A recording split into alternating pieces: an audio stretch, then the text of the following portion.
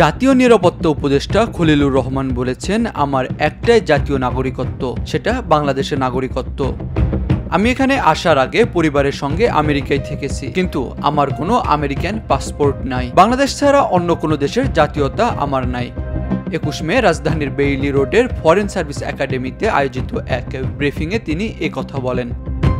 খলিলুর রহমান বলেন, কেবল আমি আমেরিকায় থেকেছি বলে যদি আমাকে বলা হয় আপনি বিদেশি নাগরিক, তাহলে কালকে তারেক রহমান সাহেবকেও তো সে কথা বলতে হয়। তিনি বলেন, আমি আবেদন করব আপনারা বুঝে শুনে কথা বলেন। আপনারা যদি আমাকে ঢিল নিক্ষেপ করেন, সেই ঢিল কিন্তু অন্যের উপর গিয়েও পড়তে পারে। আমি যেটা নই আমাকে সেটা বানাবেন না প্লিজ, আর পারলে প্রমাণ করুন। সম্প্রতি খুলনায় এক অনুষ্ঠানে বিএনপির স্থায়ী কমিটির সদস্য সালাউদ্দিন আহমেদ সরকার প্রধানের উদ্দেশ্যে বলেছেন, আপনার সরকারে একজন বিদেশি নাগরিককে আপনি জাতীয় নিরাপত্তা উপদেষ্টা করেছেন। সেই জাতীয় নিরাপত্তা উপদেষ্টাকে আপনি বিদায় করুন। হয় নিজে পদত্যাগ করবেন, না হলে আপনি তাকে বিদায় করবেন।